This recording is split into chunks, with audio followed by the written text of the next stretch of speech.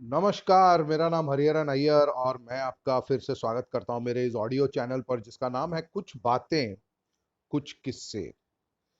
और आजकल तो हम सभी लोग थोड़ा सा घर में ही बैठे हुए हैं और कई लोग ऑफिस नहीं जा पा रहे हैं और घर से ही काम करने की कोशिश कर रहे हैं, और कई लोग तो काम भी ऐसा है कि कई लोगों का कि आप घर से भी क्या कर लेंगे।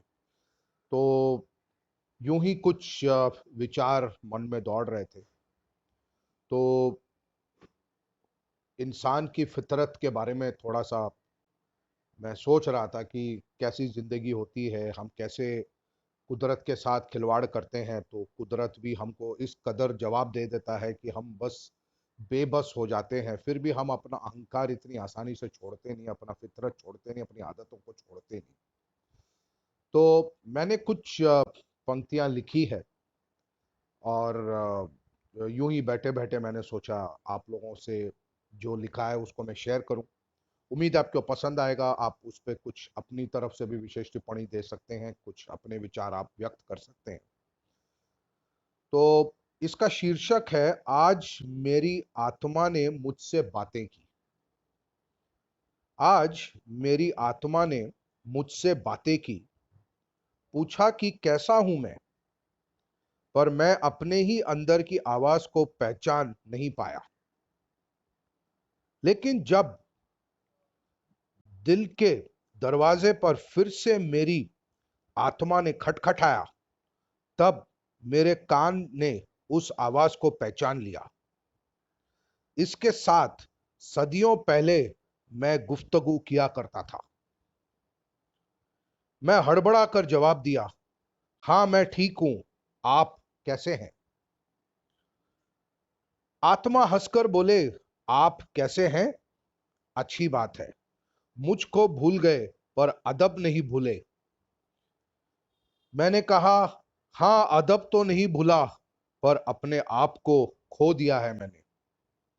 आत्मा ने कहा, मैं तो तुम्हें इतनी ही जोर से कई महीनों से पुकार रहा हूं, आज कैसे सुन लिया? मैं हंसकर बोला, बाहर की दुनिया की आवाज जो बंद है, घर पर ही बैठा हूं। आत्मा ने फिर से बोला, हां तुम लोग तो ऐसे ही हो, जब तक वायरस तुम्हें धमकी न दे कहां सुधरने वाले हो। दो पल रोज हमसे भी मुलाकात करो, थोड़ा ध्यान करो, अपने आप से बात करो, परिवार के साथ प्यार बांटो, सिर्फ जिम्मेदारी मत निभाओ, अपने से जुड़ो, खुद से बातें करो। मैंने आत्मा को रोका, या यूं कह सकते हैं मैंने टोका। आपका क्या है? ना कोई इच्छा है, ना कोई बंधन। झेलना दौड़ना तो हमें है, पैसे के पीछे, प्रमोशन के पीछे, बच्चों के पीछे, अपने भविष्य के पीछे। अब आत्मा ने मुझे टोका और बोला, और बोले, मुझे क्यों कोसते हो? तुम और मैं एक ही तो हैं, ये तो तुम जानते हो, फिर भी अनजान बनते हो। मैंने फिर से टोका, ओ आत्मा, अब रहने भी दो, मैं कौन हूं वाला सत्संग। बस कुछ ही दिनों की बात है, फिर से मैं अपनी आदत भरी जिंदगी में लौट जाऊंगा। ट्रैफिक की आवाज में फिर से आपको न सुन पाऊंगा। इस शोर में समा जाऊंगा और भागता भागता थक जाऊंगा, पर आपको पुकार नहीं पाऊंगा।